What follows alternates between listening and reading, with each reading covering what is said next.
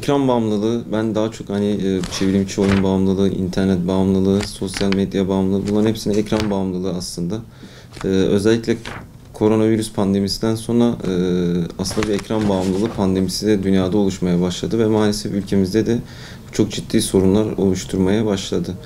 Yakın zamanda mesela Çin'de hükümet internet, televizyon, ekran kullanımını çocuklarda hükümet eliyle belli bir seviyeye indirdi, sınırlandırdı katı bir şekilde. Çünkü bunun çocuk ve ergenlerde özellikle çok ciddi sonuçlara yol açtı. Hani saptanıyor, yapılan çalışmalar da bunu gösteriyor. Özellikle erken çocukluk döneminde 0-3 yaş arasında hani klinik rehberler zaten ekranın tamamen yasaklanması gerektiğini, çocukların hiç maruz kalmaması gerektiğini belirtiyor ama maalesef çocuklar buna çeşitli yollarla ya da faydası olduğu düşünülen yollarla mesela maruz kalabiliyorlar. Mesela özellikle bizim ülkemizde işte yemek yedirirken işte çocuk çok yaramazlık yapıyor, sessiz kalsın, kimseye sataşmasın ya da hani sakinleştirmek, söz dinletmek için genellikle ekrana maruz kalıyorlar ya da bazen hakikaten aileler çok yorulmuş, bunalmış hissediyor. Çocuğun yarattığı bazı sorunları azaltmak için maalesef ekrana maruz kalabiliyor çocuklar. Bu yüzden de bazen gün içinde sabahtan akşama kadar saatlerce ekrana maruz kalıyor. Bunlar özellikle erken yaş döneminde otizm benzeri belirtilere, dil gelişim geriliğine ve çeşitli duygusal, davranışsal, uyku, iştah, beslenme sorunlarına ciddi anlamda yol açabiliyorlar. Özellikle dil gelişim geriliği yakın zamanda yapılan çok geniş çaplı bir çalışmada bunun beyin bölgesinde dil gelişim geriliği ilgili alanda bir sorun oluşturduğuna, bunun da kalıcı etki bırakabileceğine dair kanıtlar artmaya başladı. Özellikle 3 yaşından sonra da günde genellikle önerilen 45 dakika maksimum 1 saat şeklinde. Tabii pandemiden sonra özellikle hem karantinaların uygulanması hem sokağa çıkma yasaklarının uygulanması çocukların ekrana maruziyetini arttırdı. Ayrıca derslerin daha online eğitim şeklinde devam etmesi özellikle çocukların, gençlerin ergenlerin internete, ekrana maruziyetini arttırmış durumda. Tabii bu bir süre sonra maalesef bağımlılığa da yol açmakta.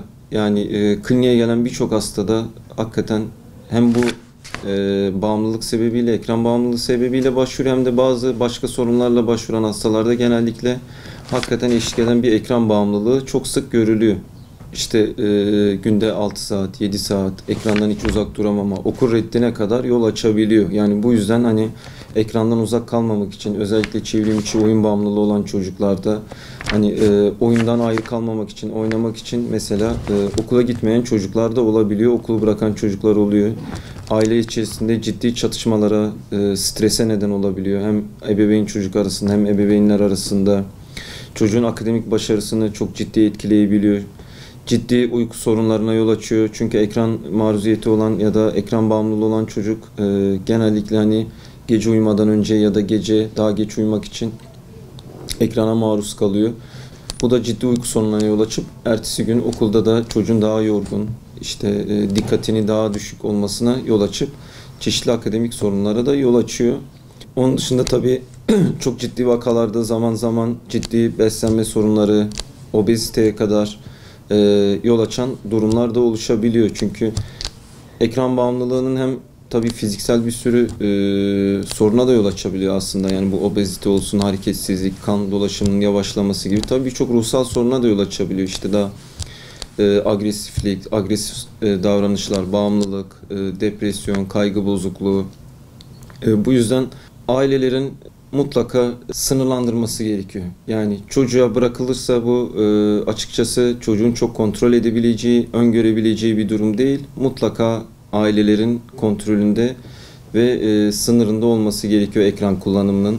Evet, internet günümüzde artık ekran, internet kaçınılmaz bir alet aslında. Kullanılması gereken bir fırsat da aslında. Bunu aslında çocuğa sağlıklı kullanmayı öğretmek ve tabii ki de ebeveynlerin mutlaka bu konuda sağlıklı kullanma konusunda örnek olması da gerekiyor.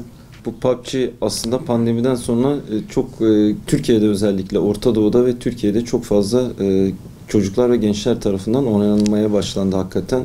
Bizim de kliniğe gelen birçok çocukta PUBG oynayan çocukları görüyoruz. Hatta çevrim içi oyun bağımlılığın olan çocukların büyük bir kısmı aslında PUBG oynuyor. Bu 5-6 yaşı, 7-8 yaşından başlayıp hani ergenlik yaş grubunda da devam eden, oynayan gençler var. Orada tabii bu putlara tapma şeklinde ya da inançları etkileyecek şekilde level atlamaya yönelik hani bazı işte koşulların, şartların getirilmesi tabii çocuk ve gençleri bu konuda özellikle biraz daha fazla etkilenmekte ve level atlamak hakikaten özellikle çevrim içi oyun bağımlılığı olan çocuklarda ciddi bir rekabet oluşturuyor. Hem oyun içinde hem kendi arkadaş yaş grubunda level atlamak için hani özellikle bağımlılık noktasına gelişen çocuklar ekrana maruziyet konusunda hani bu konuda hakikaten kendi yaşıtlarıyla işte diğer çocuklarla kendilerini kıyaslayıp en üst levele ulaşmak için çok ciddi çaba sarf etmekte ve hakikaten oyun içinde yer alan görevleri de hani ne olursa olsun yapabilmekteler. Daha önce de mesela Mavi Balina tarzı mesela oyunlar vardı. Orada da bazı leveller vardı, bazı aşamalar vardı ya da daha farklı oyunlar oluyor. Çocuk ve ergenler özellikle hani erişkinler gibi yaptıkları davranışın sonucunu öngörmeleri erişkinler kadar çok mümkün olmuyor. İnanç konusunda da evet putlar konulmuştu. Daha sonra bu çok ciddi tepki çekti. Hani oyunları silen çok kişi olunca dünyada hani oyunu yapan firma bunu kaldırdı. O yaş grubunda tabii ki daha inanç sistemi henüz yani çocuğun kendi inanç sistemini tam olarak oturtmamış bir yaşta olabilir, bir arayışta olabilir.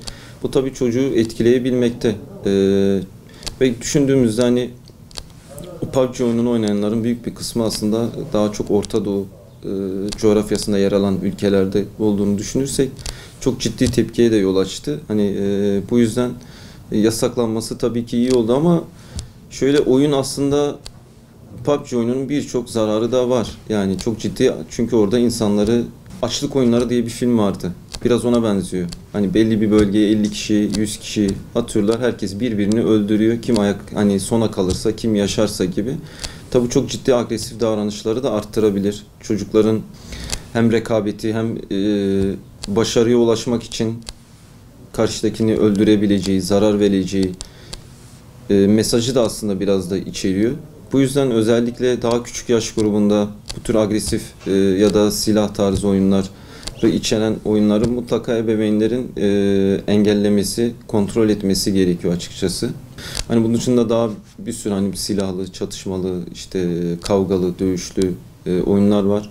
Evet bazı çocuklar da mesela daha bu tür oyunlara yatkın da oluyor aslında. Özellikle dikkat eksikliği, hiperaktivite bozukluğu olan çocuklar ya da biraz davranış sorunu, davranış bozukluğu olan çocuklar bu tür oyunlara da daha çok yatkın oluyor. Hani yatkın oldukları için de hem bağımlılığa, ekran bağımlılığına yatkın oluyor hem bu tür kavgalı, dövüşlü yani hem günlük hayatta olsun hem de internet, çevrim içi oyun bağımlılığında olsun yatkın oldukları için bunların maruziyetleri daha çok artıyor ve maalesef bu hastaların hem kliniğinde daha şiddetli gitmesine yol açıyor hem daha ek sorunları yol açabiliyor. İşte bunlar yine agresif, duygusal sorunlar, işte akademik başarısızlık, derslere dikkatin yine azalması, aile içinde ilişki sorunu, çocuğun karşılaştığı bir sorunu yine daha şiddetle çözmeye çalışması gibi. Tabii bu noktada ebeveynlerin mutlaka tamamen yasaklamak değil ama daha sağlıklı kullanmayı, kontrollü kullanmayı ve çocuğun yaşına, gelişim düzeyine uygun uygulamaları kullanmasını sağlaması gerekiyor.